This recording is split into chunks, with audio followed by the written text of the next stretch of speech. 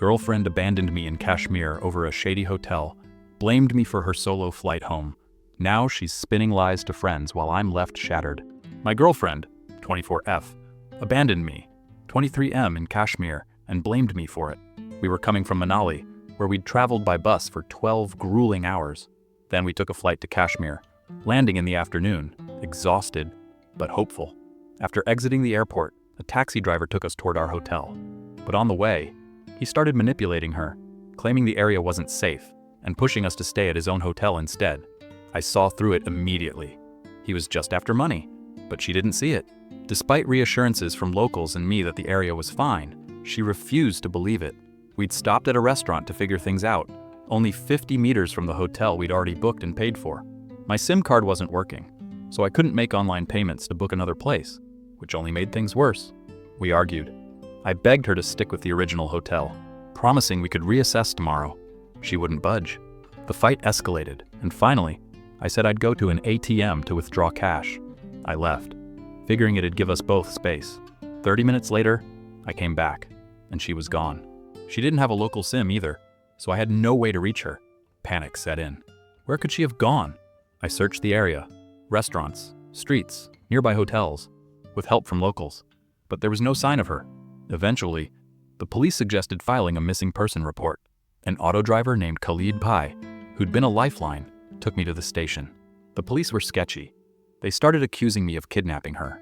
After some back and forth, they filed the report, but warned me that if my phone died or switched off, they'd arrest me. They even took my father's and brother's numbers, threatening to call them.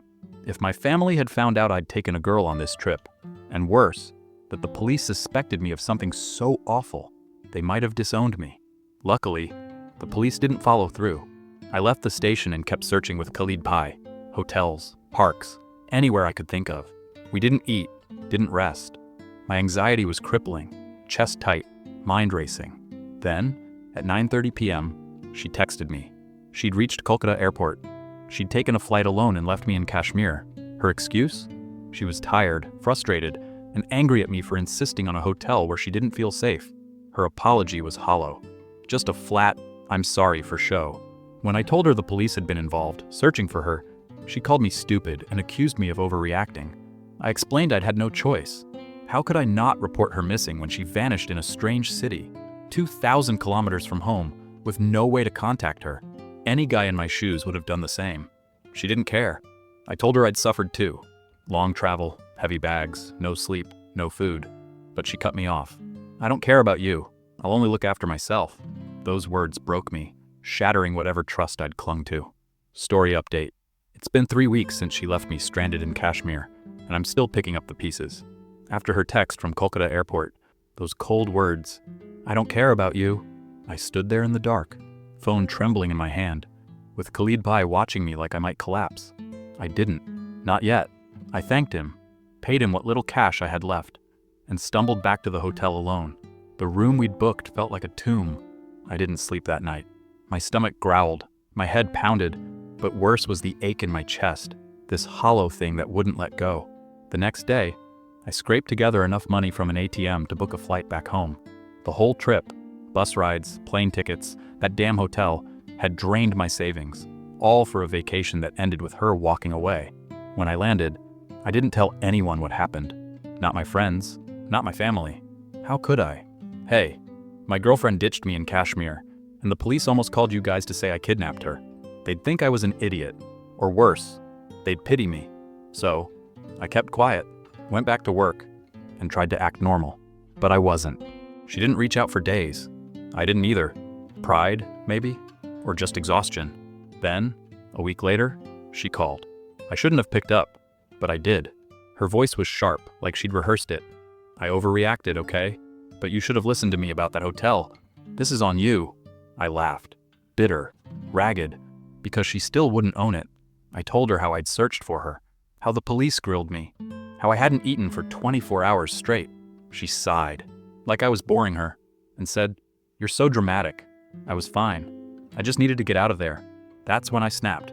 I told her she was selfish, that she'd left me to rot while she flew off without a word. She hung up.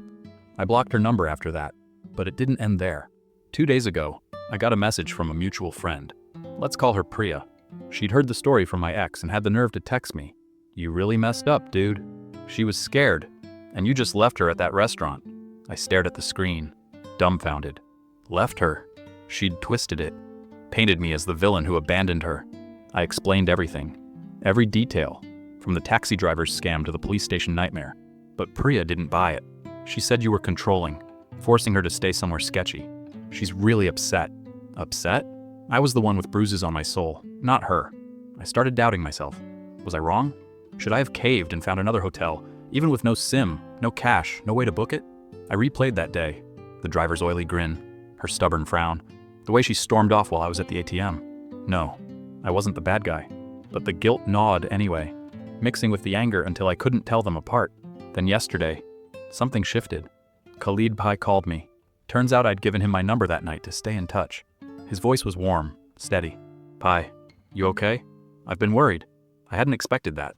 I told him I'd made it home, that she'd left me, that I was a mess. He listened, then said, "You did what you could. She's the one who ran. Don't carry that." It wasn't much, but it was the first time someone didn't judge me for it. He even joked, "Next time, come back to Kashmir solo. I'll show you the real paradise. No drama." I smiled for the first time in weeks. I'm not over it yet. Work's a blur, sleep's a struggle, and every time I see a couple laughing somewhere, it stings. But I'm done blaming myself. She chose to leave, to put herself first, and I'm not her punching bag. I've started talking to a guy at work, Rahul, who's been through a breakup too. He gets it, doesn't pry, just listens over cheap coffee. It's not much, but it's something. I'm saving up again too, not for a trip, but for me. Maybe a bike, maybe a course, something mine. She texted me again this morning, unblocked somehow. "We need to talk. I miss you." I haven't replied. I don't know if I will. Part of me wants to hear her out, to see if she's finally sorry. The rest of me knows better. She'll just twist the knife again. For now, I'm focusing on breathing, on moving forward. Kashmir's behind me. And maybe she should stay there too.